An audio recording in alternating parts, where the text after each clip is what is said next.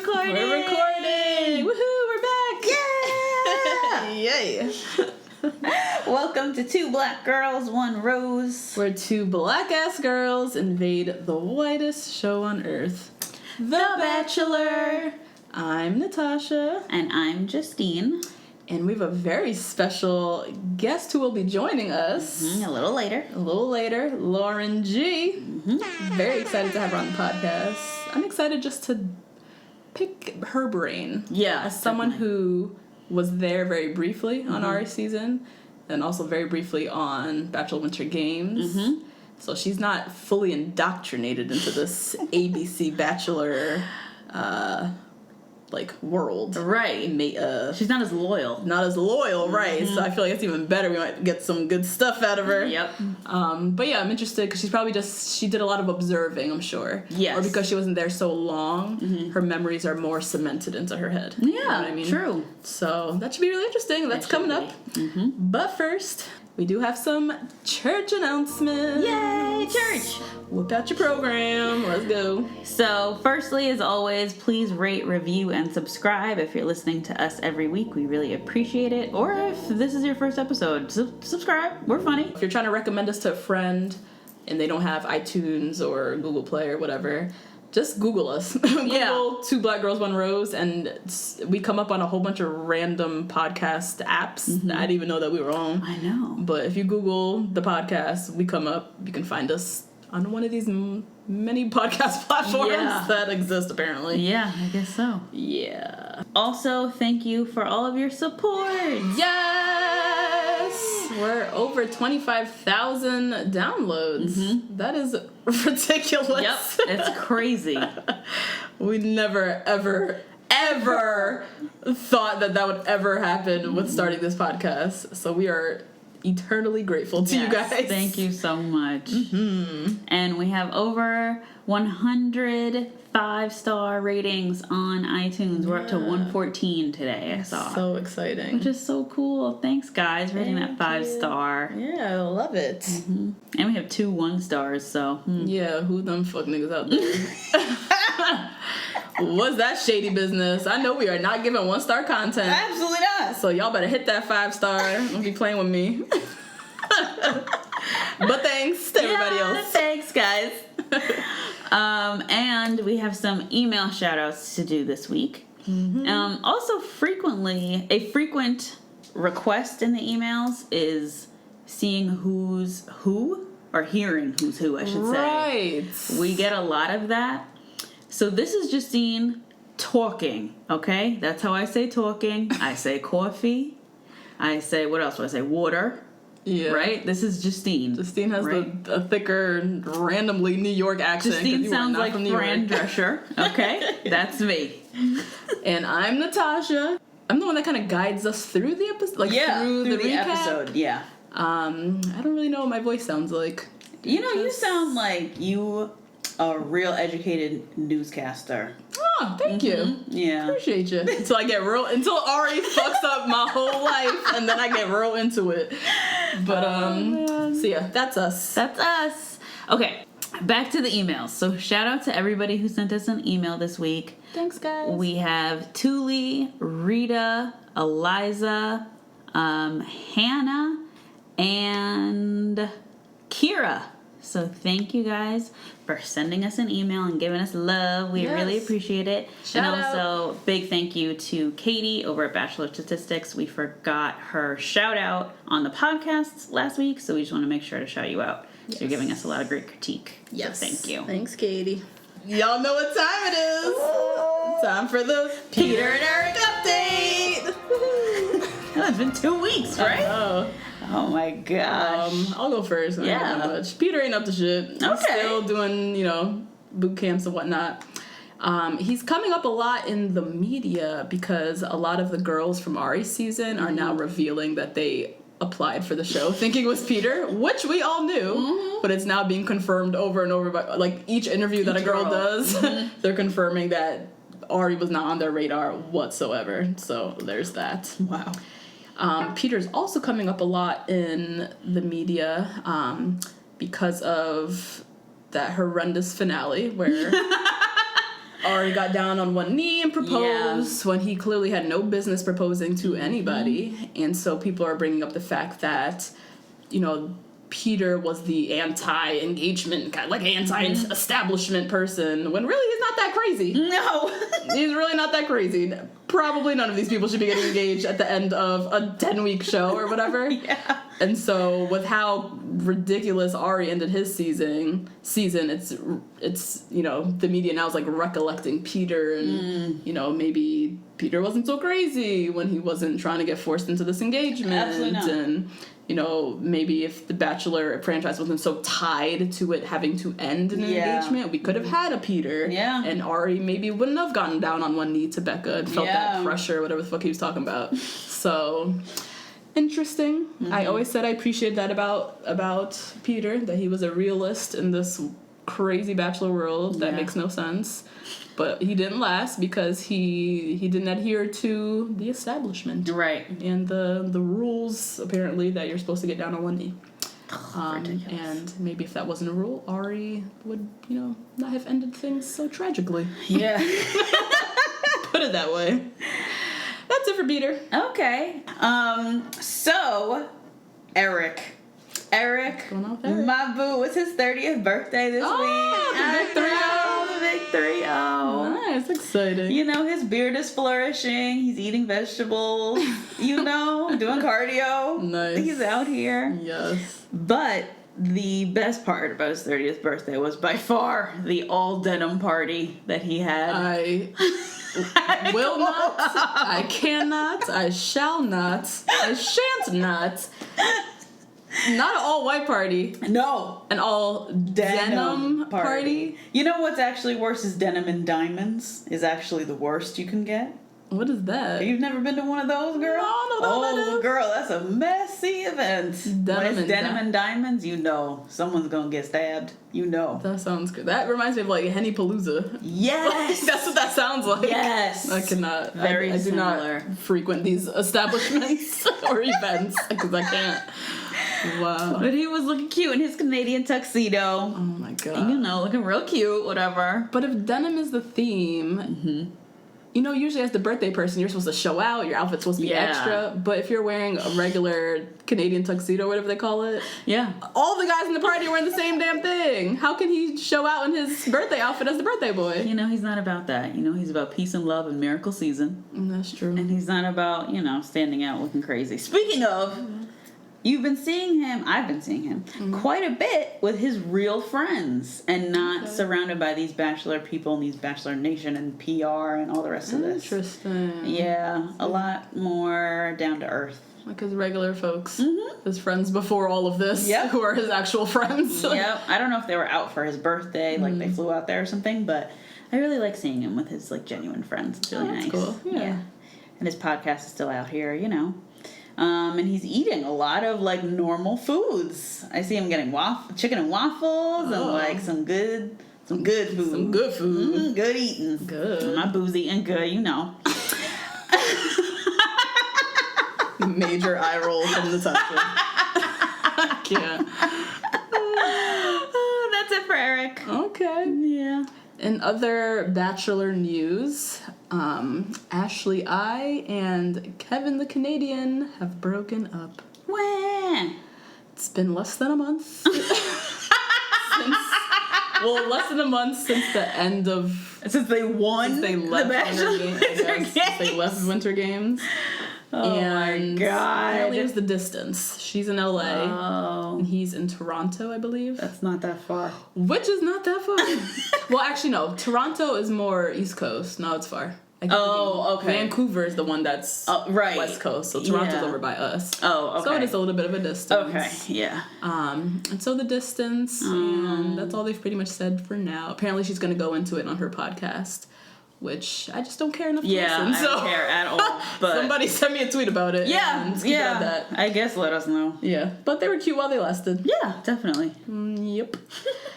So that's it for Bachelor News. Yep. So before we get into this interview with the lovely Lauren G, we did want to just kind of tie up the end of Ari's season. The finale.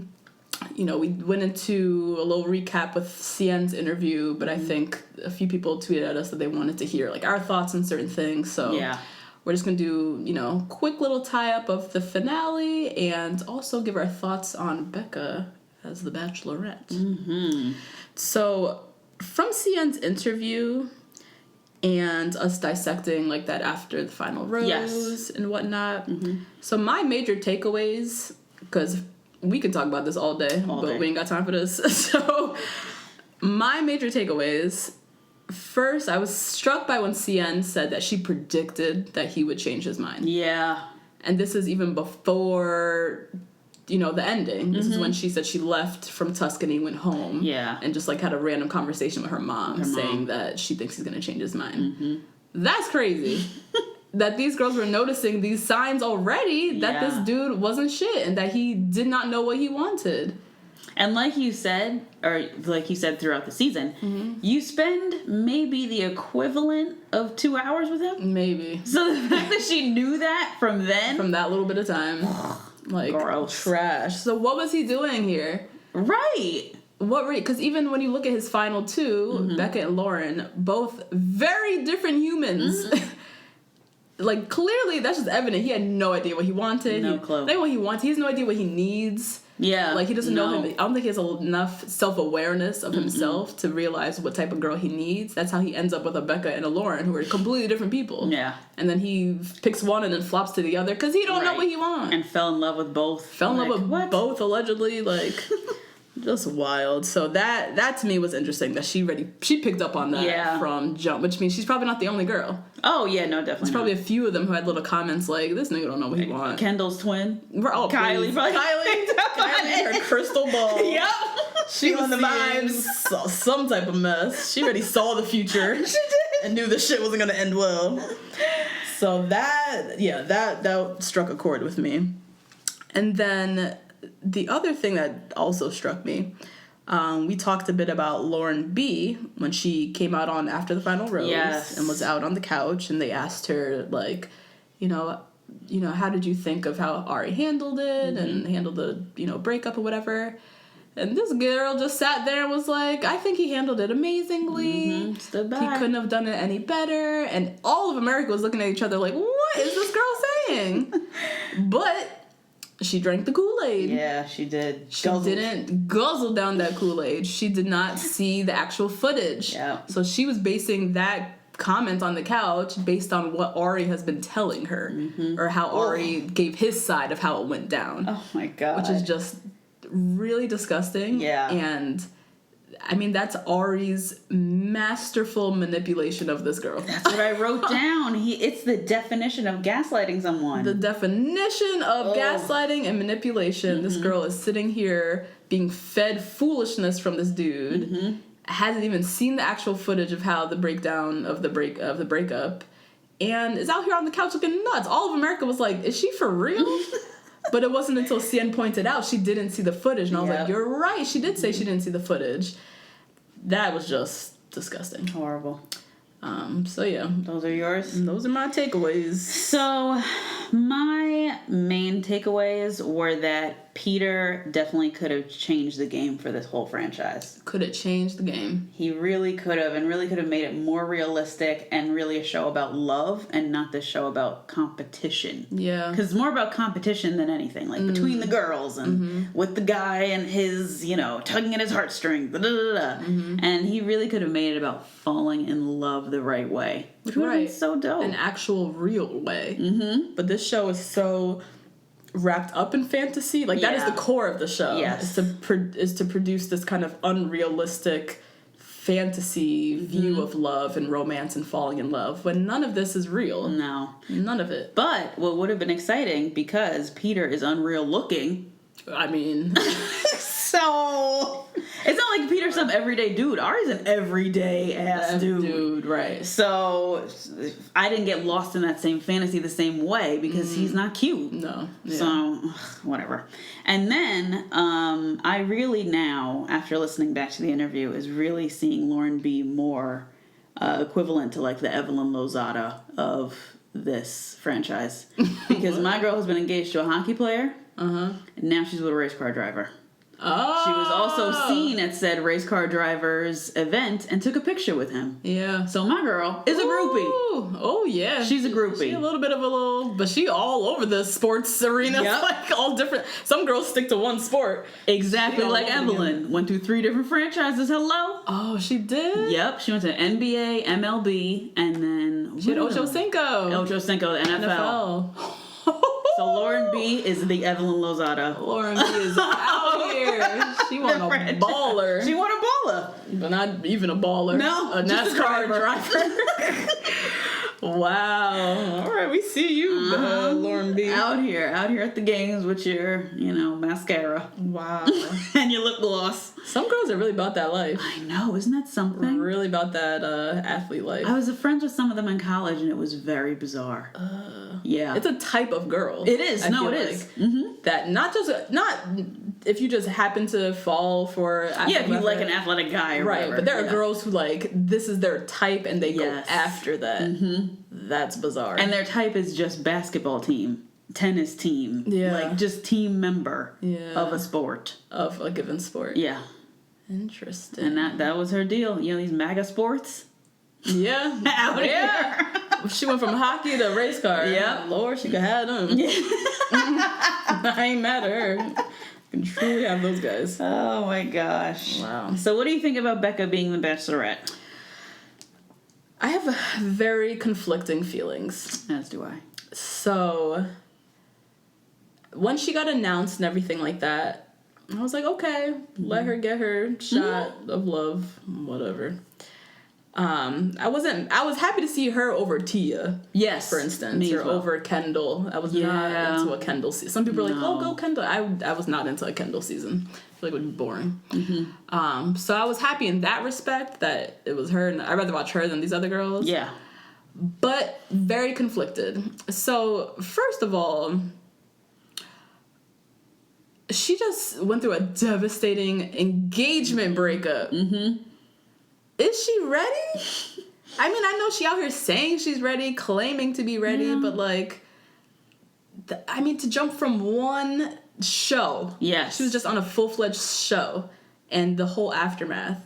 And now to have a moment of pause and now jump into another show where now you're going to be the center. I just feel like emotionally she's never getting a break to sit with herself, process, In real reflect. life, yeah. She's really just jumped from platform to platform and is just completely wrapped up in this whole hoopla. Yeah. And so she's saying she's ready. Ari don't seem like the type that's too hard to get over. He ain't shit anyways, so. But I don't know, I'm just kind of on the fence about that aspect of it. Yeah. I wish she would kind of take some time for herself to get me too. her mind right. Second reason I was conflicted is the ABC Bachelor producers have screwed this girl over. Yeah. Yep. First they brought Ross, Oh yeah. her old dusty fuck nigga of a 7-year boyfriend, who was a nightmare. He was. He was a nightmare. Mm-hmm. You could tell he put her through a nightmare. Mm-hmm. And the producers flew this guy over here for ratings. Yeah. They don't know the actual history. Mm-hmm. They don't know what went really down for 7 years. That shit could have been really messy and psychologically fucked. We don't know where her head is at in relation to Ross. Yes. So they kind of surprised her when he opened up the door and the camera was there. For them, it's a show. For her, that could have been really emotionally, physically triggering. Exactly. Yeah. And so they brought that mess into her life on the show. And then they filmed this disgusting breakup. Girl, they have been making a mockery of your life. They've just been playing you all the way out. And these are the people you want to trust now to build a season around you and pick guys for you. And I don't know. I personally would not be able to trust these executives and producers with my life and do another show with them. So to see her just just quickly get over or forget that they fucked her over twice is wild. Yeah. Wild. And then I was reading an article about when Jason Mesnick broke up with Melissa and went to Molly. They asked Melissa if she wanted to be Bachelorette. She said absolutely not. Yeah. I'm done with all of you. I'm done with all of this. My whole life was just made a mockery on national television. Like, I need to get out of this. So for Becca to just be wrapped right back up with these people, I don't know. That's weird to me. I would never be able to trust, not even the camera guy, the boom mic, none of these people ever again. No. Because y'all made me look stupid twice. Yeah. So that's that piece. And then, of course, I would much rather see a person of color. Obviously. I mean, there were so many to choose from. So many to choose from this season in particular. Yeah. As sweet of a girl as Becca is, and, you know, she seems like a good-hearted person. Yes. She has a thick story with her backstory with her dad, and like she definitely is deserving of love. I'm not. Oh yeah, absolutely. Not denying that. I'm just tired of watching these white girls fall in love. Yep. Like, plain and simple. We've watched it for, what is this, season 14 now of The Bachelorette?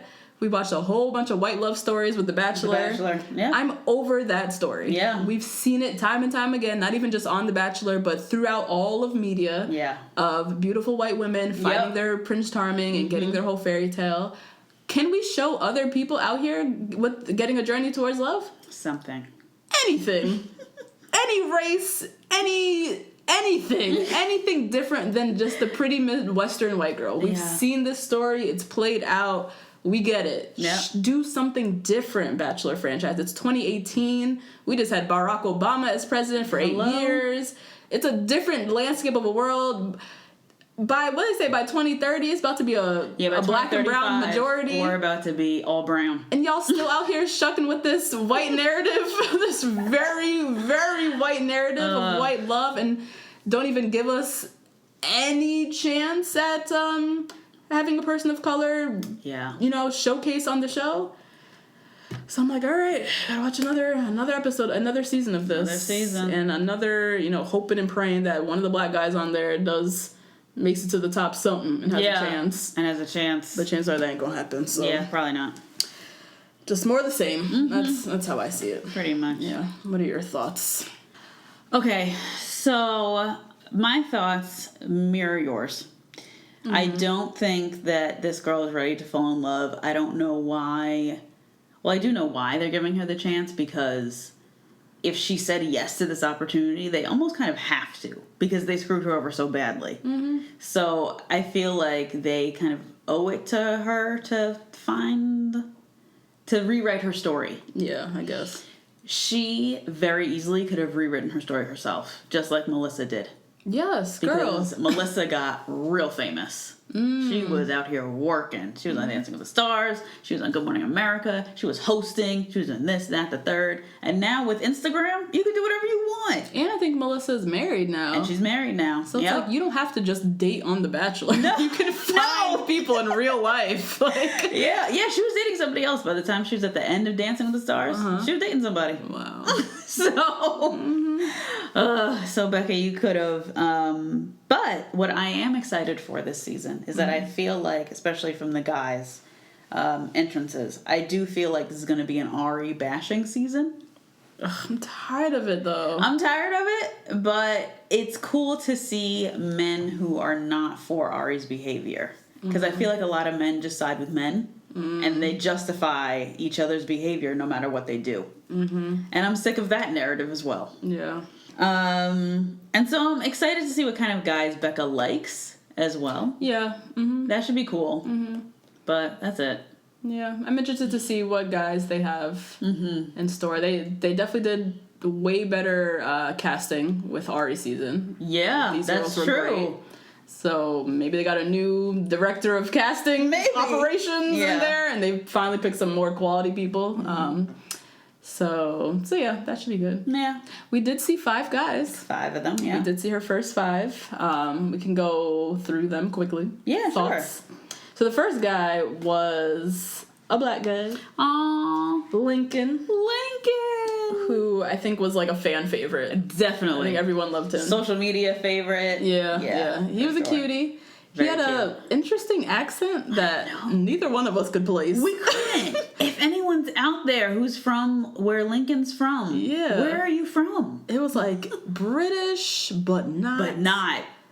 it was like, I said to you, it's like he was raised in Britain for up until he was like 14. Yeah. And then moved over to the States. Yeah. So he has this very muffled And maybe he has accent. a lisp. Oh, on maybe top have a of little it. speech impediment on top of it. Yeah, It was bizarre. I would something. love to know where he's from. Yeah. It's really interesting. Never heard that British accent before. No.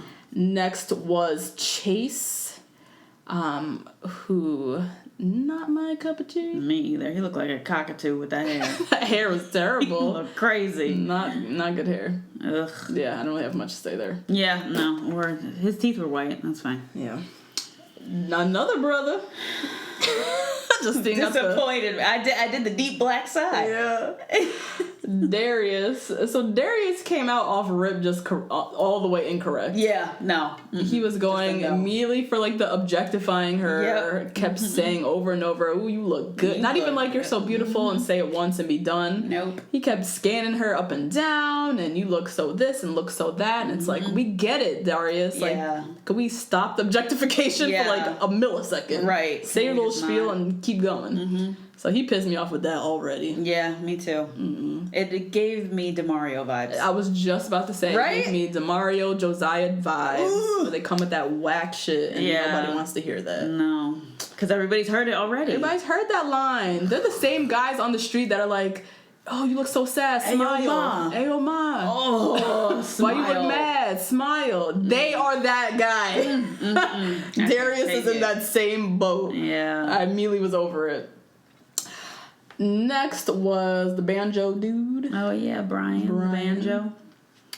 I like him in theory. Yeah. I like the concept. Uh-huh. I liked his jacket. It was real Yeah, different. a little floral kind of jacket. The banjo, he's like quirky. Yep.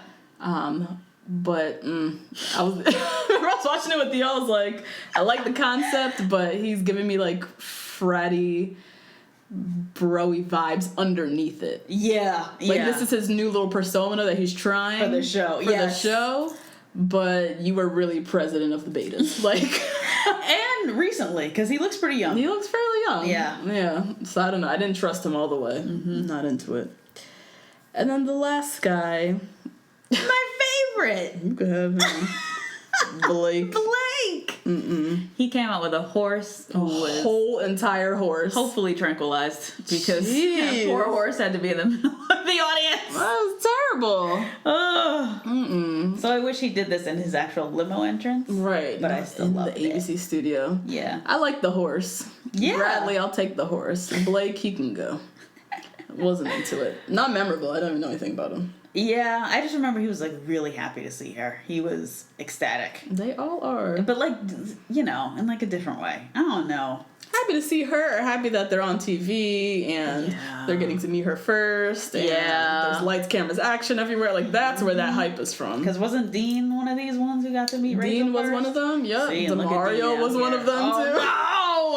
Oh God, all the famous ones. All the Dean DeMario. I don't remember who else was there, but yep. Yeah. So we'll be looking out for these 5. Yep. Our season. But yeah, that's that. Just wanted to completely dead bury Yep. Ari's finale. Done. And just move right along into an interview with Lauren B, where we will talk more about Ari's season. Lauren G. Lauren G. Lauren G. Oh jeez, Lord, it's been a long day. It has. All right, let's get into the interview. Let's do it, guys.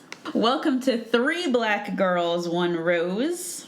Where 3 black-ass girls invade the whitest show on earth, The Bachelor. I'm Natasha. I'm Justine. And I'm Lauren G. Yay! I was like, damn, she goes somewhere? Scared her off already? No, I'm here. Sorry, I haven't, been practicing like you guys. So I was taking her too long. Oh, no worries. We're very excited, everybody. We have Lauren G in the house. By in the house, we mean me and Justine are sitting at our regular dining table. Yep. And Lauren G is on the phone between us. But we're very Yes, excited. I am. We're very excited to interview Lauren. Just as a reminder to everyone, she is the 20.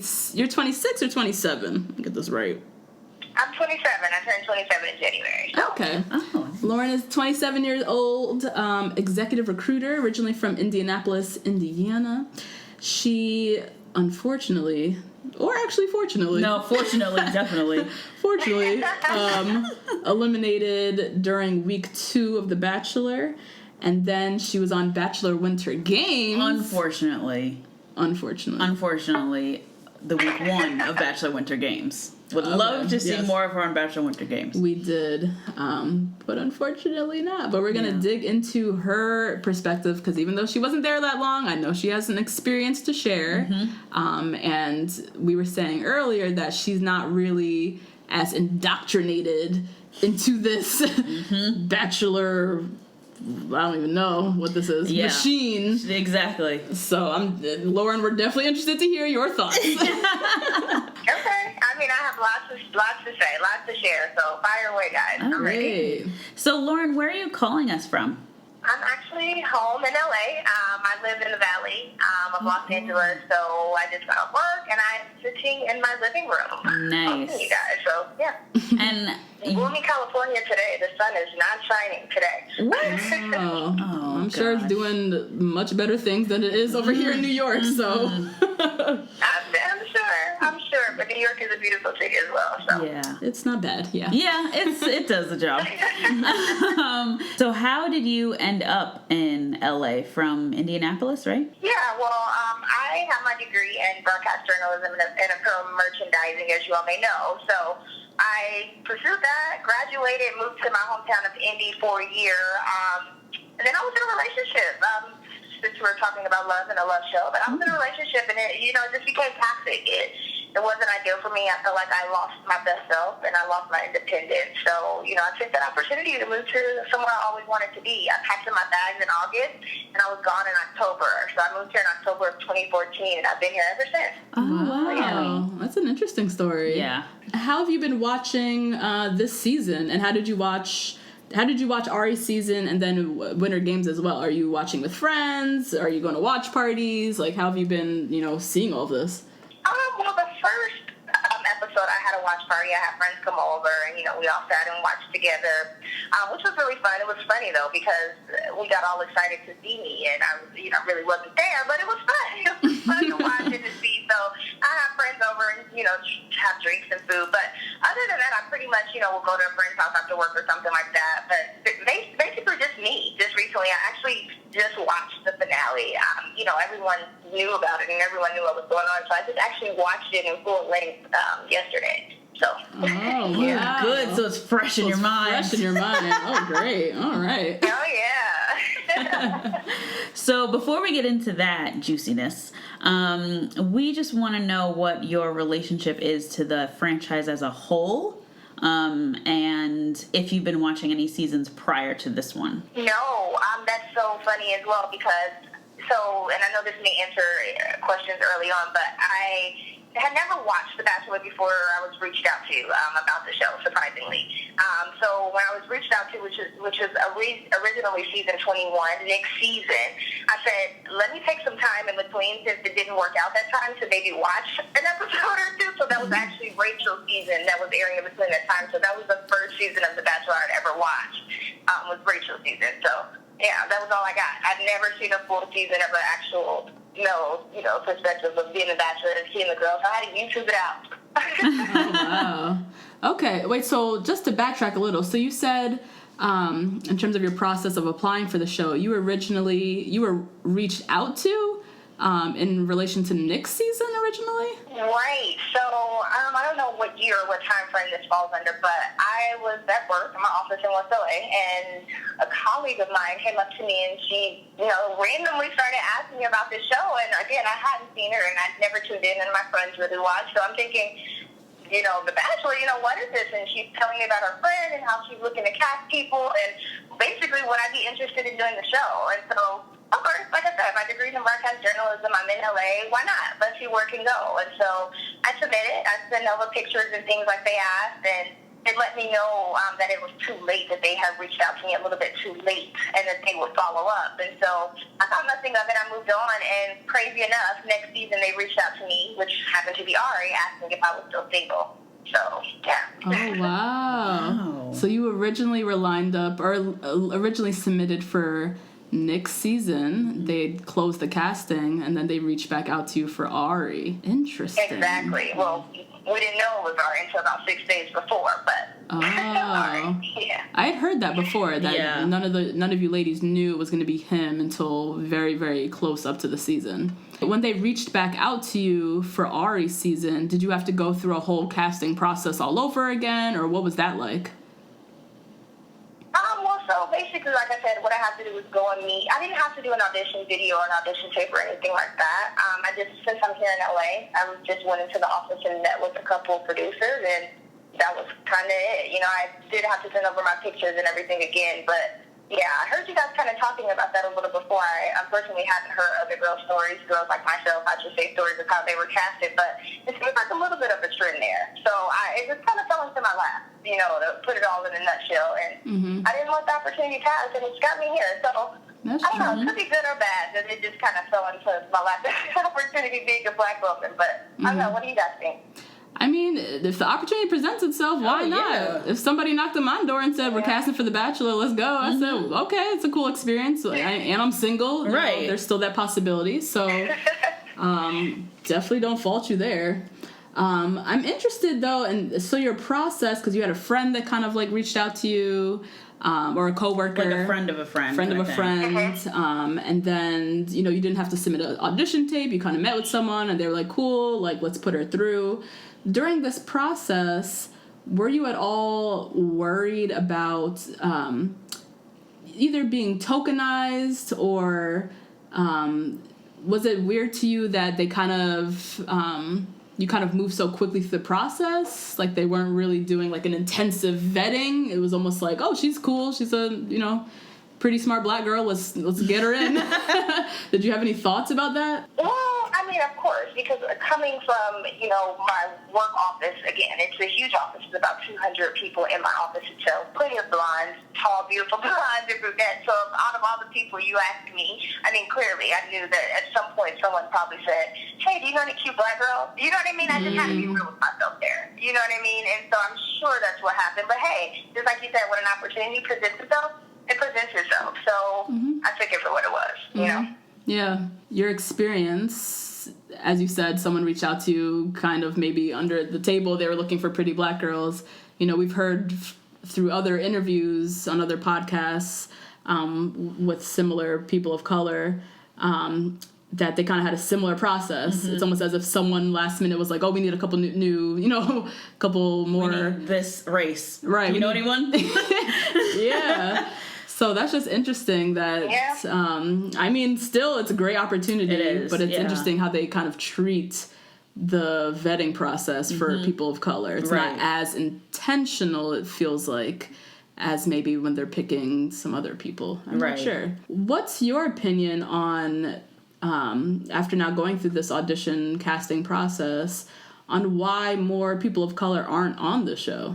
Honestly, I mean, I think that answer is just pretty straightforward in the viewership. You know, most people who view the show, unfortunately, aren't, you know, African American. When I was casted and I announced that I was going to be on the show, when everyone was congratulating me on my social media, they would say, you know, I'm so excited to watch, but every single person, you know, felt the need to say, I've never seen this show before. You know, everyone in my network, there was maybe, you know, I mean, okay, let me not say everyone, because there are obviously some people and friends that I have who watch the show. But 9 times out of 10, that first few weeks, everyone would say, you know, I've never seen it, but I'm going to watch it now because you're on it. So, I mean, unfortunately, you know, they have to please their viewers. They have to make their viewers happy. And if, you know, African Americans aren't the ones viewing it, that's not necessarily what they're going to cast. Of course, they have their quotas and things like that that they're going to have to fill, you know, so that's what they do. And like I said, I do also feel like I'm a good candidate at the same time. So it's not as if I'm just, you know, there completely to be the black girl on set, because there are other beautiful black women, you know, with different backgrounds than me, you know, black women who maybe don't even see themselves, you know, as, you know, that coined black woman, and just maybe like any other woman. So it's just how you look at it. It's just really how you take a look at it. Yeah. And yeah, similar sentiments in terms of definitely the Bachelor viewership is mostly, you know, white America that is watching the show. Yeah. It's And that's why you guys created this podcast, right? Yeah, Yep. exactly. Because we knew that there's more people out there that are watching the show and not really seeing themselves reflected in the show. And I get it that the producers, they're creating a show trying to target or cater to their white audience. But who's to say that a white audience doesn't want to see a more diverse cast of women or a more diverse, bachelor and bachelorette? So it's interesting that we're still at this point, basically. 23 seasons later. Yeah. No, completely. I did my own research, of course, after getting into the house and things like that. I didn't realize that even, I think there were maybe 9 black girls total, which is a good amount, from any other season, that they've shown. But, that was awesome. I still felt a little different, from all the girls in the sense that, like I said, I did a little bit of my own research, and I was the only black girl who never dated a white guy, so it was that, you know what I mean? But again, like I said, I think every black girl there was beautiful and had something to offer. So in comparison, we were meant to be there just as much as anyone else. So yeah. You said you were the only black girl who has or hasn't dated a white guy. Had never dated a black guy. Never. Gotcha. That is interesting. It is. Yeah. And then we heard that Ari had never dated a black woman. A black woman, yeah. So just interesting that they're. I heard that. That's so funny because on my first little encounter with Ari, they cut it, of course. But I asked him when I sat down with him, of course, or maybe I shouldn't have because after that, the next I got sent home. Oh no! Have you ever dated? I said, Ari, have you ever dated a black girl? And it was so funny because his eyes got so big, and I immediately thought, well, I shouldn't have asked that. But his response was, yes, her name was Portia. He said, yes, her name was Portia? Yes. He literally responds, yes, her name was Portia. And it was just the most awkward 3 seconds of my life. Like, he just stared at me, I just stared at him, and I knew that night I was going home. Oh, no. Wow, learning something new about Ari. Dated a black girl named Portia. Interesting. That's what he said. I'm thinking, well, now Portia's called out, whoever Portia is. Right, we gotta go. Everybody on the internet will find Portia. Yeah. Wow. Yeah, Interesting. So, but they didn't air it. So maybe he did actually date a black woman and not just live with one. I don't know. Yeah. Maybe. Yeah, maybe. Yeah. So speaking of your job, when you left to go on to The Bachelor, what did you tell them? And how long were you away? So I was honest. I didn't want them to look up and see me on TV a couple months later, so I was honest about the show, and they were pretty excited for me. I didn't expect them to go tell my whole entire office like they did, but they did, and so I had to take a leave of absence, which worked out. So I just went on a leave of absence. Yeah. Okay, cool. And then before you got into the mansion and did all that stuff, what was your mental and physical and beauty prep? Specifically, where were those bundles from? Oh my God. You need to spill it. Amazing. Girl, those look like they were growing out of your head. Where did I get my weave from? I can tell you who did my weave. Her name is Tona. She's on Instagram. I'll put the tag her or something, but she's amazing. I got my weave from Hair R Us. There's a little ad for the Hair R Us. Hair R Us. Okay, Yeah. Hair. I'm literally writing that down. Yes. Right now. Guys, it's all about the install. Don't True. The install and the blending. The blending is very important, and yours was blended beautifully. Yep. Oh my God, amazing. Oh, thanks, guys. Yeah.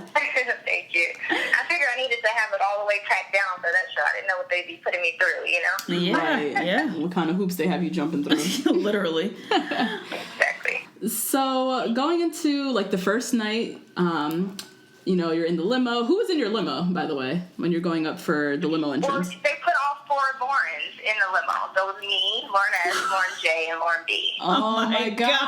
I forgot. They all went back to back to back. Yep. Wow. And so remind us again, what was your limo entrance like, and what did you say to Ari? How did you plan it out? Okay, so again, I had never watched the show, so the only parts that I had seen was The Bachelor. And honestly, I don't think I tuned in until maybe the 2nd or 3rd episode, so I watched the snippets on YouTube. So mine was kind of corny, just because I didn't know what to do. And a few days before, the day before, I burned my forehead with their curling iron, so I had this big scar Oh, no. right across my forehead. Yeah, it was horrible. So I came up with the idea, or me and the producers, I should say, came up with the idea to introduce myself and my star. So I told him that I named my star Starry in his honor because I was so nervous about meeting him that I burned my head. It was just cute and corny. That is really cute. That is Sorry. cute. Starry. Yeah, it was just cute and corny. And then he like gave me a kiss on the cheek, and I went inside. So yeah, Okay. it was cut. So That's cute. you know. So when it comes to the limo entrances, you said you kind of planned this out with the producer. How do girls like Mikkel rolled up in a race car, Becca had a convertible? Like, how do you plan your entrance? How do you get those things? Well, that's so funny because I did. Now that I think about it, you guys are taking me back. I actually asked about the race car because I'm from Indianapolis, so I wanted to do something around the Indy 500. Obviously, I already raced in the Indy 500. Yeah. Yeah, and I asked about the race car, and they told me specifically word for word, we cannot fit a race car on that driveway. Get out. No. Anything. Yeah. So there you go. I'm not going to say too much about that, but that was the response I got when I asked if I could do something similar. So, yeah. That is trifling as hell because you are from Indianapolis, so it makes even more sense for you. Yep. And then 2 seconds later, who comes? Or not, in their eyes. Not in their eyes, apparently, because they're already pegging who they're trying to, push forward through the show and whatnot. That's wild. Exactly. That just So whether or not steams she my came up broccoli. with the idea or they said, here, take this idea, I don't know. But, yeah, she ended up being the one being able to do it. So, it was what it was. Yeah, I guess. Damn, I would have been salty as hell. I would have been, and I wonder who talked to who first. Were they like, "Oh, Lauren wanted that race car. Maybe Mikkel can get one." Right, I'm wondering if Lauren gave the idea and then they were like no to her and then gave it to somebody else. That's Yeah. even more trifling. If Mikkel didn't come up with it on her own. Mm-hmm. Oh, Lord. All right. Yeah. Well, No idea. Yeah. when you got out of the car and you saw Ari, what was your first impression of him physically? I was actually surprised because, to be all the way honest, like I said, I didn't know who The Bachelor was until a couple of days before. And when I found out it was Art, because the picture, I don't know if anybody remembers the first picture that they used, but that was my first time seeing him, and that picture was so horrible. It was so bad that I started unpacking my bag. No! I knew that what it was. Yes, because I was packed and ready to go. I literally called my mom. I said, I'm unpacking my things, so I'm not going because there's no way I'm going to date this funny-looking little boy. I don't know if you guys remember the picture, but he would look 12, and he had no facial hair. It was bad. Yeah. So I did my own research from there forth. I wasn't that excited about who I might meet, but when I got out of the limo, he was tall, you know what I mean? And, he was, standing there all handsome. So I actually was kind of attracted to him, surprisingly, when I got there. Okay. Yeah, I can see that because he's standing there under the lights. You're like ready to start this whole experience. He's in a suit. He's in a suit. That helps. Okay, that is funny though. Yeah, you start unpacking. That's hilarious. So when you got into the house, which girls did you see immediately as like, okay, this girl is going to be my competition for the show? I don't know. Like I said, I don't know if I saw immediate competition just because I did feel like I was so different from all the other girls. Okay. But I definitely could see right away who come in with their character in mind, if you know what I mean.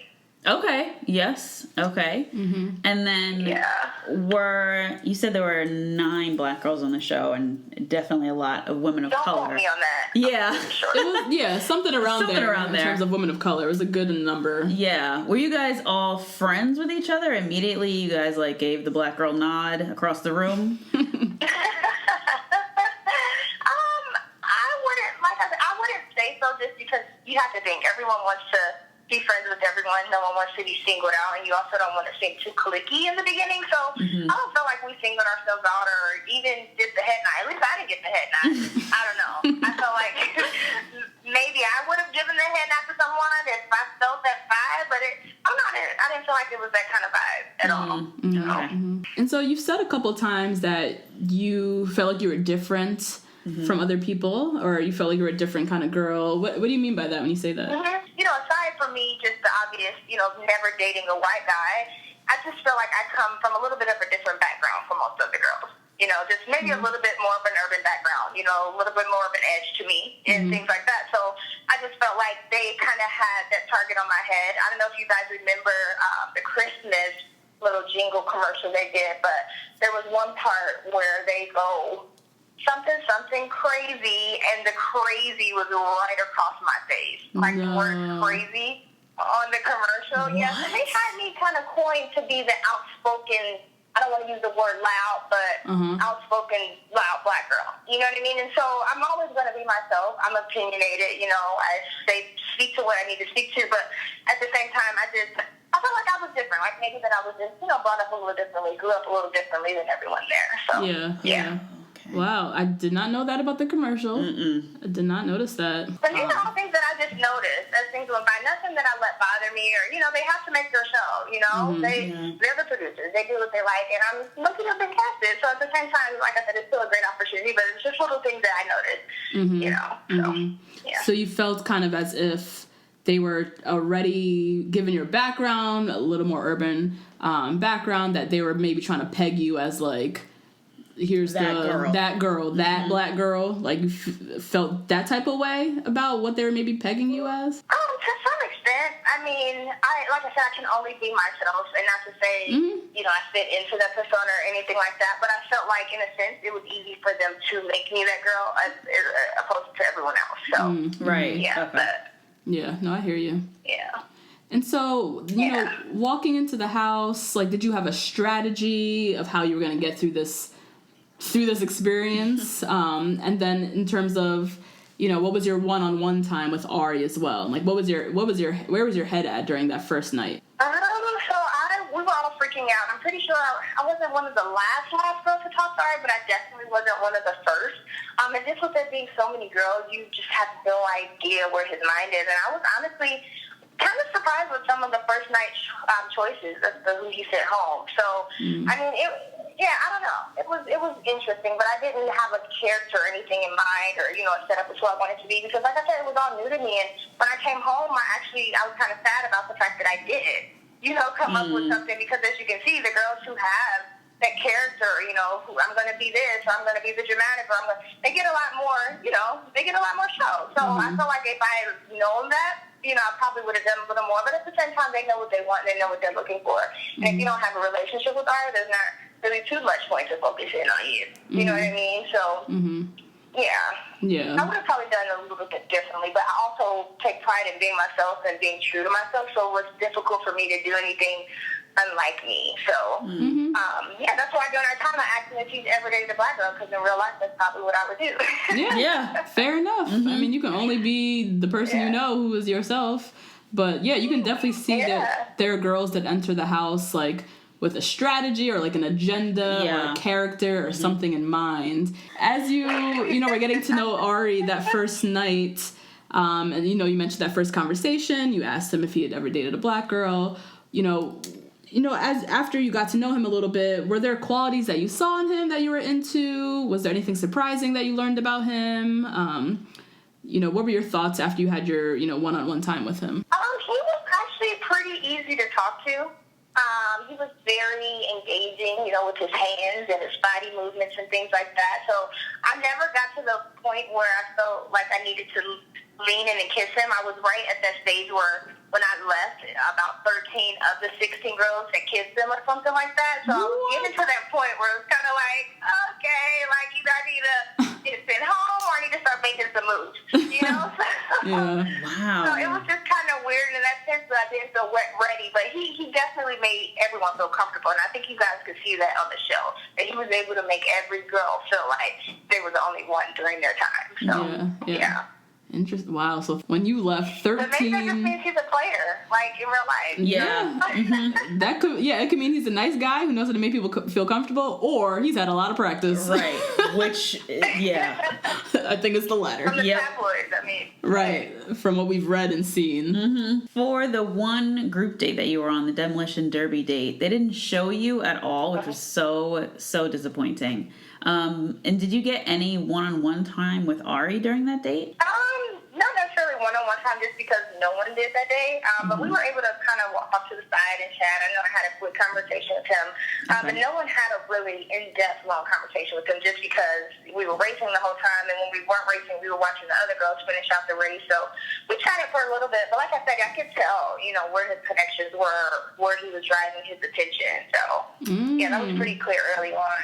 Wow. Really? So already from that first date, you can already make out who was catching his eye. Yeah, or at least where, the people he wanted to make sure he talked to or, make sure he conversated within the short amount of time that we had. Yeah, that was pretty clear. And did you feel like one of those people? I mean, I felt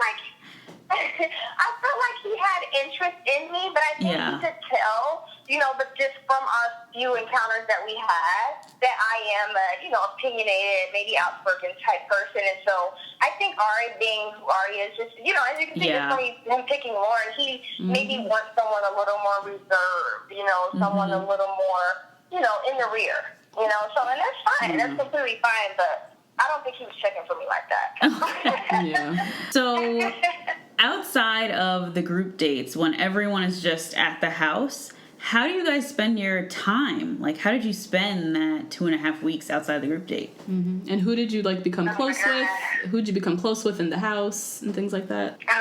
We ate and we drank and we literally sat there in the sun and talked. And so it was, I don't know, by the time I left, I was sad to leave, but at the same time, I was not happy to go home, but I wasn't too torn about it just because I felt like a crazy person, just thinking about the fact that a girl is out with a guy you're supposed to be out with and you're supposed to be here becoming best friends with all these girls. Like, I don't know. I'm not really a small talk type person, so I'll conversate, I'll get to know you and things like that, but days after days of just these small talk conversations with girls who are all after the same guy who, are maybe trying to find these commonalities, I don't know. I'm just not good at creating friendships in certain types of environments. So I cooked with some girls. I would say I spent a lot of time with Marique, and I hung out a lot. I actually talked to Kian a lot in the beginning. She slept right above me. So, Jenny was hilarious. So we were always laughing and hanging out. So, yeah. Good. Yeah, it's definitely a weird situation. Concept. The girl, I'm sure all the girls are cool and everything like that, but you're all there for a very similar purpose. And so that's just a weird layer. Right. So when you had no mic pack on, when you were just done and you wanted to talk to somebody, who did you turn to? Are there producers that, are off camera that you connected with? Who, when you wanted to chat to someone? I talked to the producers a lot. I talked to Ryan, who's one of my favorite producers. She was pretty honest with me, you know what I mean? Because just like I said, I felt like towards the end, I could kind of feel it coming that I was going home. So it was like, you want to listen to the producers, but at the same time, I felt like there were some things I may have done differently. Had the producers not said, oh, yeah, do that, or do this. Oh, that's a good idea. You know what I mean? They do kind of, help you with your ideas or kind of push you maybe to do something. But of course, everything is up to you. You know what I mean? Whatever you decide to do, stay is up to you. But they definitely kind of help guide you, to say the least. So I was pretty close with the producers, Ryan, and then just some of the girls. Not like I said, I can't say that I have any best friends or any long-lasting relationships from this. So I can be honest in that. And maybe that's my fault. You know what I mean? Like I said, just because I'm not a big small talker, or I'm not, like a person who's just having conversation around, whatever. But I feel like I have some friends who, will hang out. Like Marie came, I went to her birthday. Every now and then I'll get it with Jenny. I was in Chicago this weekend. Olivia, I don't know if you guys remember her, but those girls I definitely talk to. More so the ones who don't feel like they did a lot from being on the show, I guess. Okay. Gotcha. I'm so intrigued by this, the relationship with the producers, because they're there, to make you feel comfortable, and as you said, you become friends with them, but at the same time, they're also making a show. Is that something that was always in the back of your mind? Also, since you said you kind of went into the process already a little dubious about what they were pegging you as, and maybe a character they're trying to force you into. So how is that in terms of building trust with the producers and dealing with them as well? Like I said, I had a mini breakdown. Was it my last night? I think it was my last night I was there. Because like I said, I felt like after I asked Ari if he'd ever dated a black girl, I felt like I shouldn't have. and it was just so odd that I even felt that way, that I cared. But I think it was because of all the deliberation that we had beforehand on whether or not I was going to ask him, because I had a feeling that it would play out how it did, which was completely fine when I got home, because it made me realize, someone can't answer that question without hesitation or feeling weird or odd, probably not the guy for you. You know what I mean? Yeah. But like I said, at the same time, in that moment, it kind of felt like, I want to stay on the show. Should I have said that? You know what I mean? But again, you have to be true to you and yourself. And I'm glad I made that decision ultimately. This just makes you realize how unnatural kind of the bachelor world is, because in the real world, that's like a valid question to ask. But Yeah. I guess in this space, you also are thinking, you want to stay? Is this going to be off-putting? And then it sounds like you were... Did you speak about this with the producer beforehand in terms of getting advice before you asked? Exactly. So it's like a lot of opinions, about a question. Yeah, people trying to jerk you in certain ways. Lots and lots of opinions, yeah. And so, after the Derby dates, we had the rose ceremony. There's still a lot of girls left. There's Bibiana had her drama. Everyone's kind of fighting for time with Ari, which is definitely like a huge theme on the show, fighting for time. Can you talk to us about like what that's like, and like how long do you actually get to spend talking with him before someone comes to interrupt you? Well, so since I was only there for such a short amount of time when I left, I'm pretty sure, so he sent home 8 girls the first night, so that was like 20 of us left, and then he sent home 3 of us, so it was maybe 16 or 17 girls left when I went home. So just in thinking that, honestly, no one sat with him for more than 5 to 10 minutes, and 10 minutes was a long time if you got that amount. Oh my So God. just to think, that's weird, right? To date someone and be with someone for 10 minutes a day, or maybe every 3 days, based upon if you get a one-on-one or not. Right. Whoa. Yes, I mean, that's something we joked about a lot on the podcast, like, girls, stop, you only got 5 minutes, but really, No, deadass. it 5 seems minutes. like you only No, but really get... seriously, you really only get like a total of total, I probably talked to Art for a total of 15 minutes. Oh my God. Wow. And you have to, like, really fight to build a relationship with someone when it's, like, fleeting moments. Right. How did you feel when you left the house? Did you feel like it was too premature, that he didn't really get to know you? What was that thought process? I mean, I knew that I wasn't going to be the one to marry Ari. Like I said, I could kind of see that pretty early on, so I wasn't like, distraught or anything about going home. Like I said, I was kind of at that point where I'm like, yeah, I'm tired of the small talk and these conversations, you know what I mean, and eating all day. So it wasn't, too bad when I got sent home. It wasn't too bad. I was fine. It's kind of weird when you get back into the world, though, and people, don't know you were on the show and you've been off work. So I kind of hibernated for like a week. I went to Houston to visit my best friend. I didn't want people to know I was back yet, if you know what I mean. Yeah. That's true, because then it kind of reveals almost the ending in a way. Right. Or at least your I mean, ending. it's kind of embarrassing no matter whether you like the guy or not. It's like, oh, hey, guys, I said I was going to The Bachelor for 3 months and I'm home. Yeah. Yeah, right. That's weird. So, moving on, and speaking of the Bachelor Winter Games, which was right after, or actually during when we were watching it, how did they approach you, and when did they approach you? It was maybe a couple days, maybe a week after I got home. I can't remember if Lindsay or the producer called me or texted me, but she reached out and just, kind of inquired about it. She asked would I be interested, and obviously at this point no one had any idea what the Winter Games was. So I'm thinking, why not? Maybe this would be another opportunity for me to find love. And, so that's what I really, really went in for. And of course, a great opportunity to meet new people, travel, and things like that. But I figured with there being other contestants and, obviously them asking me to do the show, I'm hoping they'll provide someone that I could, kind of find interested. So I figured I would really find love there. So that's why I chose to take it up. Yeah, so it's another nice. like cool opportunity. Exactly. That's nice. And that one worked out. That one was worth it. Yeah. I like that one. But aside from the fact that I still got sent home early, I felt like all the international cast and all the different people I got to meet, it was different. It was a lot different from The Bachelor. Okay. And speaking of worth it, is there like some sort of a stipend that they give you for going on the show? Or do you just get like free lodging and I food? was trying not to go there. But that's what I meant by worth it. I got you. Okay, yes. Gotcha. Nice. Ain't mad at you. Yeah, that was not at a little all. different from The Bachelor. Yeah, they paid us a little bit for that one. Okay. Okay, Nice. get yours, girl. Yeah, get that yours. money. Get it how you live. So, do you know just the background of why they chose you and Bibiana specifically from Ari's season? We were two of the people to get sent home the soonest. I mean, obviously, girls who were still on the show couldn't be on it because it started filming early December.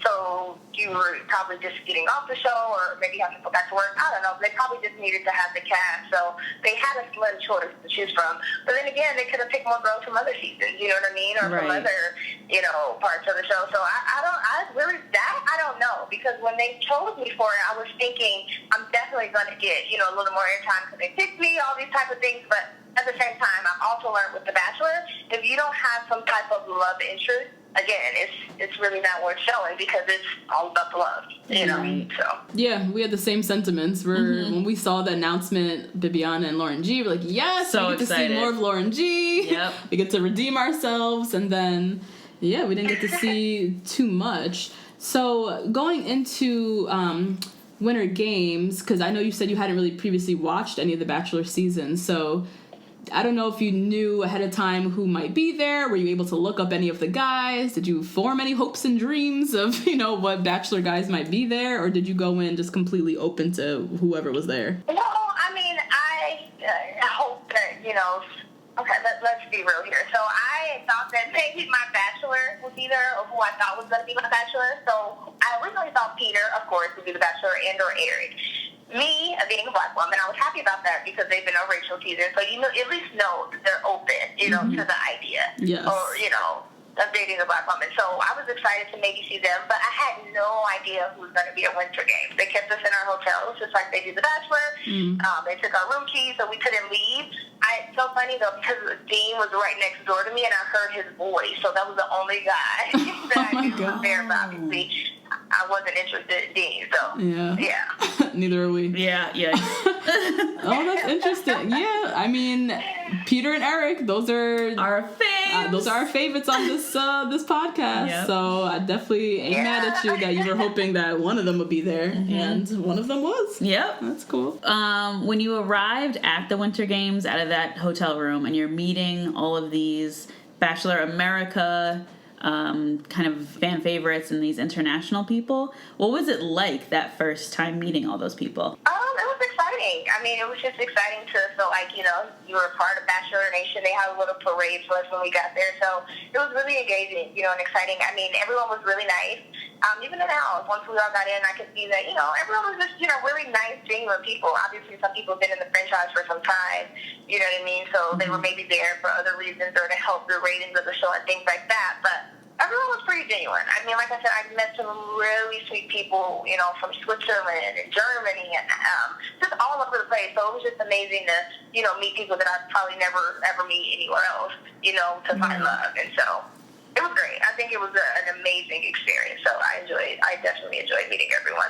Nice. Cool. Yes. And when you met Eric for the first time, were you like, oh, he's everything I thought he was? Because that's what I would think. God.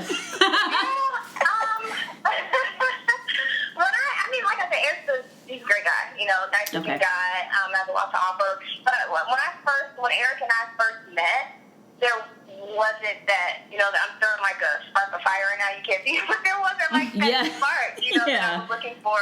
I felt like when I met him, it was just kind of weird to me. The first thing, when we introduced ourselves, we all said hi. Him and Desire were together, of course. And the first thing he kind of said to me was, "It's miracle season. Are you ready for love? My bro Josiah is right here." Oh. My face right now. I'm just kind of like, just pass me off. Right. What is that? Yeah, what? Yeah. So that kind of set the tone for me early on. Okay. Good or bad for me, obviously bad, because from what I could tell, I felt like the producers, with them knowing that I thought Eric was going to be my Bachelor, they probably figured that Eric and I were going to hit it off. Yeah. You know what I mean? I'm almost positive that that's what they assumed, and with that being my introduction to him, Yeah, that kind of set the tone for the rest of the season. But we did discuss it, because like I said, I am a person where if I have an opinion or if I'm outspoken about something, I'm going to say it. So we did talk about it, and I let him know. I was like, I was really excited for you to be here, and I was really excited to meet you, but, for whatever reason, it just doesn't seem like we have that chemistry and that spark, which is fine. But would have been nice to see you a little bit more open. And so we had to talk, But I mean, hey, it is what it is. Damn, Eric. I know. What kind of game is that? The fuck? Yeah. I don't know. I'm not saying he's a bad guy or anything. Hey, not every guy's interested in you, and it is what it is. Maybe I know he expressed later that he had interest in Viviana, so maybe they're working something out. You never know, Maybe. That's true. The people in that house were coupled up really quickly. It seemed like, at least watching the show. When you were in the house and people were coupled up, like, who did you talk to? Were you making friends with the other girls or just making friends with the guys? I actually got really close to Claire. Yeah, Claire and I spent a lot of time together, and Nastasia, the girl who dated Luke. Yeah. I spent a lot of time with Stassi. Yeah, she was. I loved her. I was her black queen, and she called me, and I called her my Russian princess. Oh. yeah, we had a lot of fun together, so I miss her. But yeah, I talked to the girls a lot. Didn't spend too much time with the guys because, like I said, once people realized how Winter Games was going to work, you could see the change in people really quickly. And then once they saw that rose ceremonies are going to be every 2, if not 3 days, you could see those relationships start to form. Some people were there from the beginning of the Find Love. Some people were there, like I mentioned earlier, because of who they were and the names that they brought to the show. And I felt like you could also see that, so... Yeah, we could. I mean, as a viewer, we can see that too. There are definitely people who came with some other motives. They have a lot of Instagram followers. This is not a bad opportunity for them. And then there's definitely others who we felt a little bit more genuine in trying to find love and in it for the experience. Yeah, outside of Eric, were there any other guys that you had your eye on in the house? I actually spent not a lot of time, I would say, but I talked to Christian a lot. He was the guy from Germany. Do you guys remember him? Yes, we do. Really thick accent. Yes, and he was in the love triangle with Claire. So sexy. Yes, Christian. Yes, I forgot about that love triangle with Claire. Been a while. But yeah, he and I hit it off pretty early because I feel like a lot of people. They were giving him his time, but since there was that strong accent, there was somewhat of a difficulty around communication. But I feel like him and I, he was trying to describe humor to me and how he wanted a girl with humor, and so we had a really good conversation and good talk. And so I felt like, when I got sent home, I was kind of sad because I felt like I was kind of pinned to Eric and or Josiah. And I was starting to kind of express interest in Christian, but by the time I even got to, start opening that door, next thing you know, we were having a rose ceremony and I was being sent home. So, we talked a little bit after, Christian and I, through text and things like that, but obviously he's in Germany and I'm here in America, so that's how that works. You can find love internationally. Yeah, who knows? Yeah, Germany got that good health care. Oh, yeah. That's hilarious. We just got to figure out a way to hang out first. I guess that was the difficulty. Some people were able to kind of hit it off during that time. And so they know if it will work or not. I'm going we're buying flights to Germany to see if it might work, That's funny. So, again, you're in another house of people, and I'm sure at one point you kind of looked around and was like, damn, I'm the only black girl here. Is that something that crossed your minds? Yeah. What were you thinking around that? Absolutely. I mean, because as the only black woman, you think, how many of these guys are even interested in me? You know what I mean? And so, obviously, you got to think about the fact that, obviously some people might be trying to find love, but also people are going to, do what they have to do for the show. So I wanted to be cautious of that as well. But like I said, I mean, I felt like not only did the producers have in mind who I would, link up with or end up dating, but I think the people in the house also kind of had that in their mind as well. You know what I mean? So, unfortunately, you are kind of pigeonholed when you're the only one of something. You know what I mean? Yeah, that's frustrating. So you didn't even get a full shot. They just see Lauren G, black girl, okay, Josiah, Eric. Yeah, we give her 2. We give her 2. But really, you were... Give her 2. She should be able to pick one, right? Yeah. But really, you... I mean, who's to say that one of the white guys wouldn't have worked out for me? You know what I mean? Exactly. It's just all how it blame anyone or fault anyone for that. Yeah. Okay.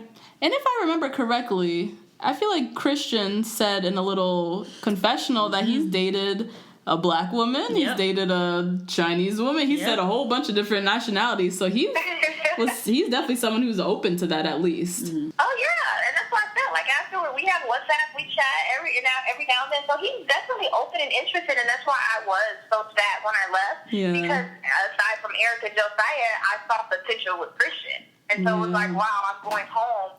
You know what I mean? And I don't even get to pursue that because of what they've had in mind. Because the whole voting thing, I don't know if you guys saw, and a lot of America didn't pay attention, but every person, more than half of the people there wrote down Josiah's name, but somehow Josiah didn't go home, if anyone noticed that. Yes. So, I mean, come on. If you write down the names and everyone that was there, write down the votes, it doesn't add up. But hey, you know, I somehow got sent home. So you're saying there's potential that it was almost rigged in a way, that mad people wrote down Josiah and yet he still didn't go home? Right. So they sent home who they wanted to send home. Basically. The whole thing was, we called it, the whole thing was rigged. The fact that Ashley I and Kevin won at the end, like that whole thing to us felt so rigged. If You gotta make a TV show. gotta make a show, yeah, I guess. I guess, but even on the They show. broke up too. Yeah, Yeah. we just read that today, so there's that. And even on the show when we were watching, they really made Josiah look terrible during that like 10 minutes of the voting process. Yeah, so he, as you said, he was like one person that was like up on the chopping block immediately, but they didn't really give context as to why. Like, why was Josiah even up for the vote, really? I think it was because of some of the things that he would joke around about in the house. I know Claire had got really offended in regards to the jokes he was playing around with Yuki, because Yuki obviously didn't speak any English. So I think he was maybe doing a couple inappropriate jokes that kind of got around, and Claire was really upset, and just, so it got word that he wasn't here for the right reasons, or he was here to play. But I don't know how, like I said, how that affected who voted for him and who didn't. But I do remember that being how it started, and how Josiah got that bad name, and eventually got all of the votes. But it still worked out in his favor. So, That's, we called that here on the podcast. We didn't say that he said something specifically about Yuki, but just remembering Josiah from Rachel's season, he's a talker. He talks too damn much. I don't know the guy, but from what I see, he talks a whole lot. So I'm like, he probably talked himself into a corner, and suddenly he's on the chopping block. Lord have mercy. Yeah, maybe something like that. Like I said, I remember Claire being really, really upset with some of his jokes that he made. So, as you can see, once he found out, he started, definitely walking around talking to everyone, trying to make everyone feel okay and make sure he stayed. So he knew that he had done something wrong and he was probably going to go home. Josiah thought he was going home that night. You know what I mean? So, So how did your name end up on the chopping block? Where'd that? That came out of left field. Nowhere. Yeah, because apparently they're supposed to be voting for who's not there for the right reasons or whatever. How did you end up in that? Because Eric and I didn't have a relationship and Josiah was with Allie. Damn, that's really what it came down to. I mean, I don't know how to think of it, you know? But this is, I don't know how to think of it. Yeah, I mean, as because Eric also went home. If you notice, Right, I mean, Eric is a big name in the show. You know what I mean? They couldn't. I don't know how they came to that decision, but I guess they figured, hey, well, they're not going to hit it off. Let's get them both out of here. Jeez. I don't know. Man. Yeah, we did think that was. I don't know, but who knows? You know, it could be different. But that's just kind of what I took from it. So. Yeah. Right. It looked a little too convenient that you and Eric were getting sent home the same time. We said that off podcast. We're like, what? How are they going? Like, maybe they have something going, or, why is she getting let off so early? But as you put it that way, it's like, the two of them didn't seem to work out, so next. See ya. Jeez. And I would have loved to watch two interracial couples at the same time. Josiah and Allie, and then you and Christian. I would have loved to watch that. To see you and Christian. And I'm so happy to hear that y'all are WhatsApping outside the show. I'm so mad at myself. I did, and I felt like I let them do it because I should have went in just straight for Christian. You know, I shouldn't even give them the inkling that I even like black guys because I let them, you know, pigeonhole me there. But then again, it could have come from me also thinking Eric was my bachelor. You know, those are things they had me on camera saying. So they probably played that back and said, oh, you know, she likes Eric. Eric's going to be there. So it wasn't too much I could control, but I could have done something maybe a little earlier on as far as diverting my attention to Christian that maybe could have kept me there a little bit longer, you know? Because Eric wasn't interested, period. Yeah. Damn, it just kind of shows you how much strategizing and thought process goes on behind the scenes when really you just innocently are there trying to find love. Like, who's trying to think about, oh, maybe I should have said this, maybe I should have said that. Right. Like, that's just so much in your head it just shows you where your intentions were, and you were intentionally there, genuinely, it sounds like, to find love. Yeah. And it makes you feel crazy. You know, it makes you start thinking, like, should I have done this or should you think no? Because you were really there just to find the right person, you know? But, again, like I said, it all comes back down to they are there to make a show, so they do what they got to do to get those views and those ratings, and that's it. So, yeah. So who did you vote for that night? I was hoping you guys would ask me this question. I honestly haven't talked about it to anyone just because I was never asked, and I didn't know if they would show it or not. But they asked specifically, who do you feel like is not here to find love? And so originally, I didn't think Dean was there to find love until I saw how him and Leslie were hitting it off. And then I thought, you know, man, well, he didn't come here to find love, but he's falling in love. You know what I mean? So I saw that. Excuse me. And then I had also had a conversation with Eric off camera, off mic, with a couple other people, Ashley, and I think Josiah was there, and he just kind of mentioned how he just felt like it wasn't his timing, you know, or he felt like it wasn't the right time for him to be finding love, or, you know, he was just at a point in life where he wasn't, you know, really feeling it. And so I'm thinking, bro, why are you here? Why are you here? He's like, what are you doing? And so to be all the way honest, I voted off Eric because I felt like, why are you here? You know, and so I went home with him. Oh, damn. And not because I dislike Eric or think he's a bad guy, but he stated to me that he wasn't interested in finding love at that point, or he felt like maybe it wasn't his time, you know, or the season, or however he phrased it that day, and so he wasn't there to find love. I was. You Dang, yeah, it was a miracle season for him. No, sure wasn't. But I mean, that's interesting because this is all off camera. You're hearing the candid thoughts of people's intentions and where people's head are really at. And yeah, he's not there really looking for love. Then what are you doing here? People and I mean, he obviously just said this in conversation and was just speaking about some book he was reading and how the moons weren't aligned. I can't remember, guys.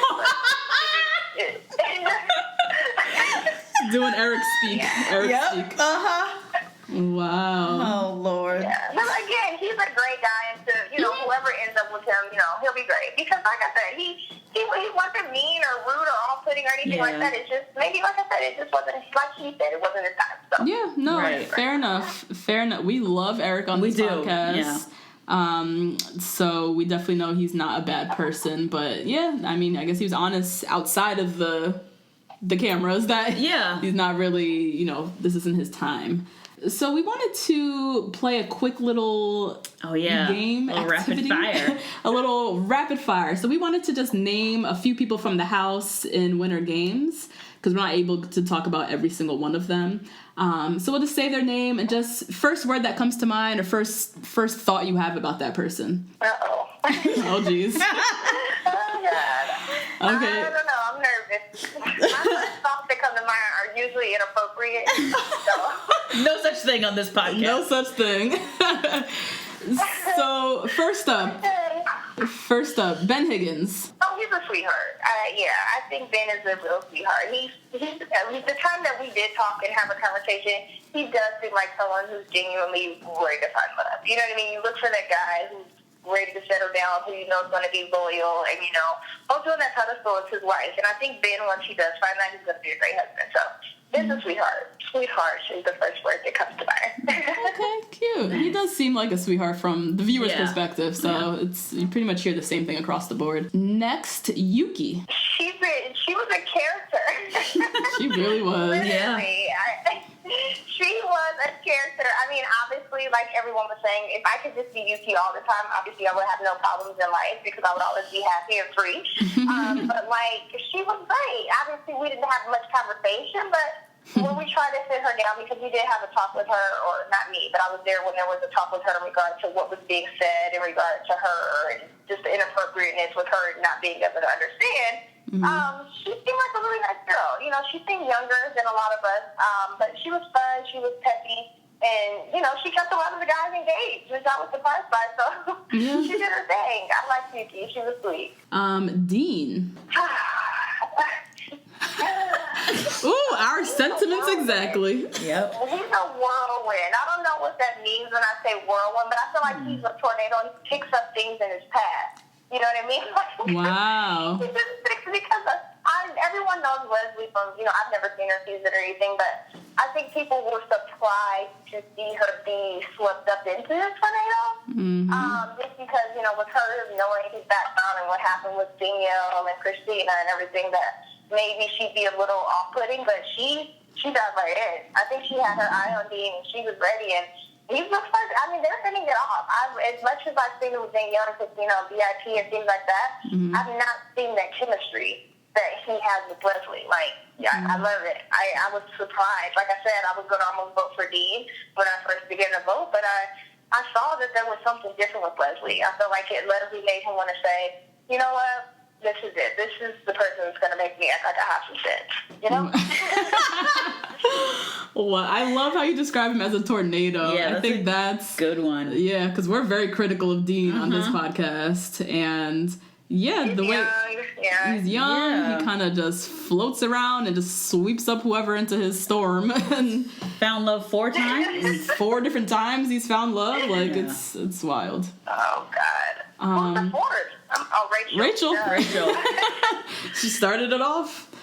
Wow. What about Benoit? Oh my God, I love Benoit. He was really, really, really a sweetheart. Now, he was one person I looked at and I thought, can I date him? I don't know. But we should definitely be friends. You know what I mean? Because he was such a sweetheart. I mean, I liked how he presented himself. He was cooking every night, you know, and just being engaged with everyone, and trying to talk to everyone and make sure to have a conversation with everyone. You could just tell that he was raised well and that he had a good background. When I'm meeting a guy or deciding who I'm going to talk to, I think about the relationship that they have with their family. You know, how often does that guy call his mom? How often is he checking in on his sisters? And Benoit seems to be the epitome of that. So, great guy. Nice. You talked about Christian a little bit. It sounds like there's still some communication going on with Christian. Yeah, maybe every now and then. Every now and then. A little bit. Cool. What about Luke? Controversial figure, but what was your impression of him? He was a little standoffish, as I would say, during the whole thing. So I think he was reserved. You know what I mean? Luke, I can see even with Stassi, like, I just felt like Luke is the type of person who's not going to open up until he finds that one and is sure she's that one. You know, he was in the Army. You know, he has a unique background. I just feel like he's a little different from most guys. He's just not going to open up to anyone. So, but he's a nice guy, I think. I don't know, the way he did Stassi. Dirty. Horrible. How about Ashley I? She is so dramatic. Oh my God.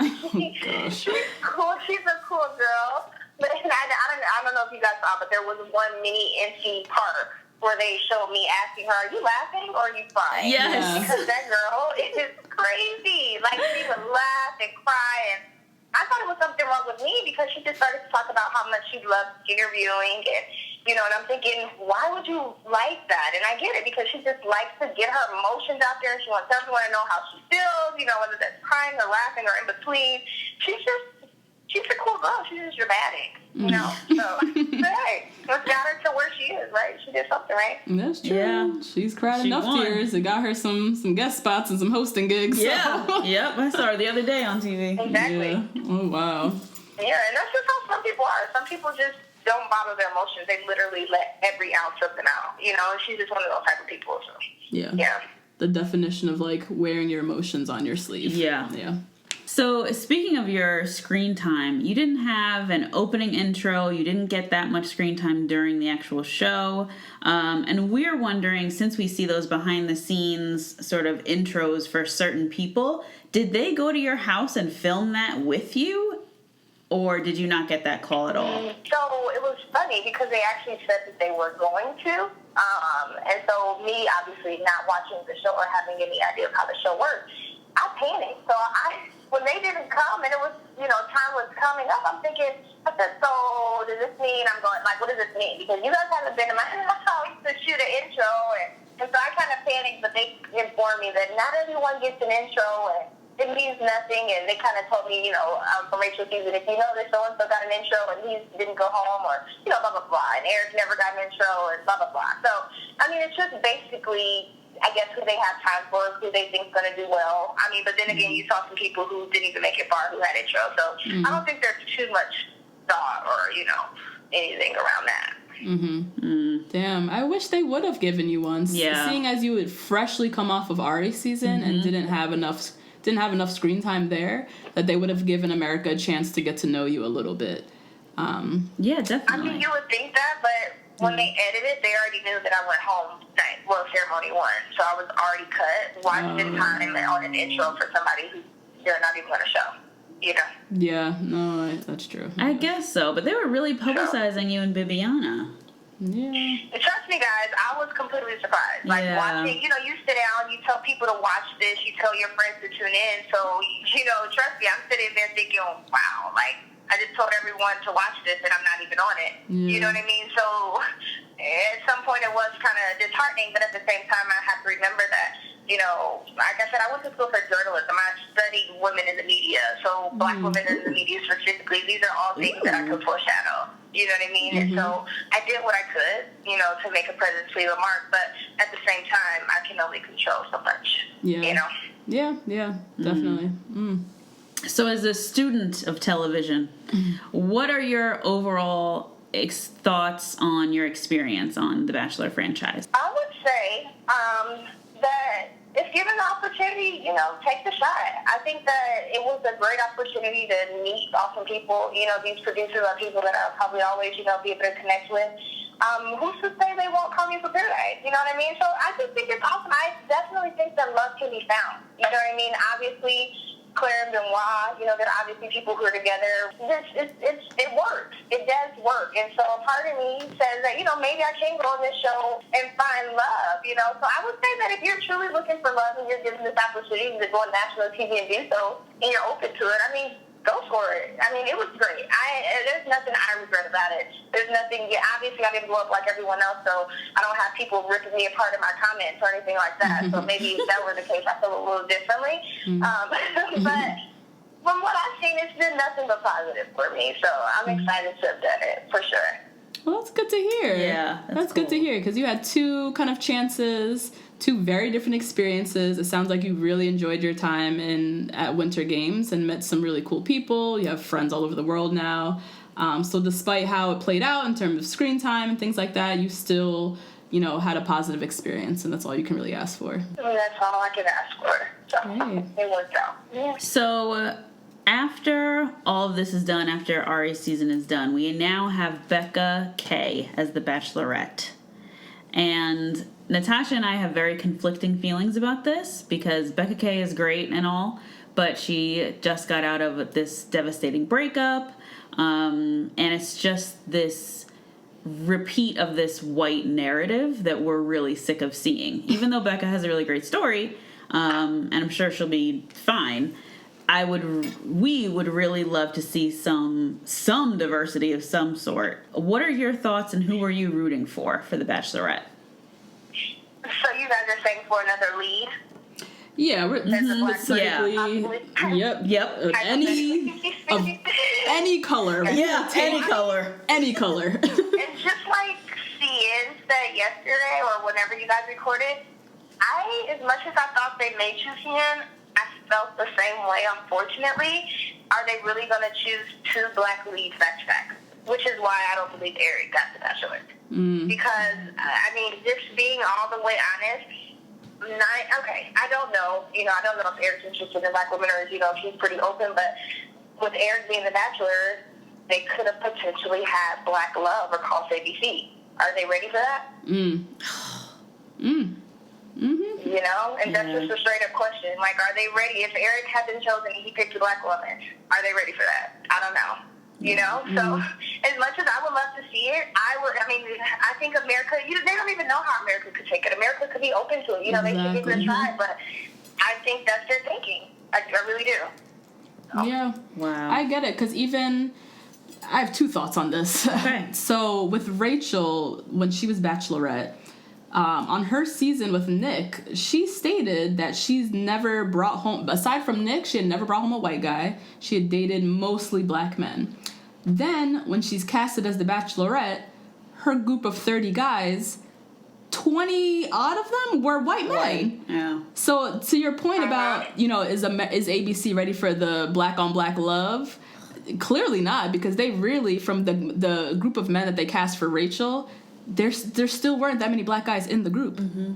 So, just as you said that made me think of that. And then also, I agree that maybe we're underestimating the American people. Yeah. Like, people, it's a different kind of time. People, you watch commercials now, and there's way more interracial love. Representation in commercials.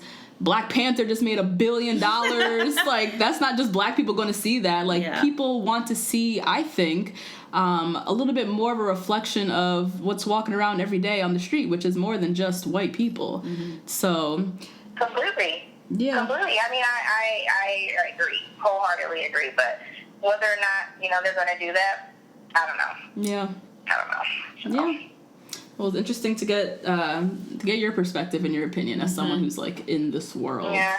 And I'm pretty sure that, I don't know what Instagram page or handle it is that focuses on the statistics, but they also said that Rachel's season lost viewings or ratings. So, being in a TV show, they're not going to continuously do something that's going to drop their ratings. You know what I mean? And unfortunately, as much as we just spoke about America progressing and being at that point where they probably be happy and exciting or, the wanting to see something like that, there is that part of America who would say, I'm not watching this or I'm not going to watch this because it's a black person. Whether they say that openly and voice it openly or not, unfortunately, there still are those people and they still have to protect their brand, I suppose. So, yeah. No, that definitely makes sense.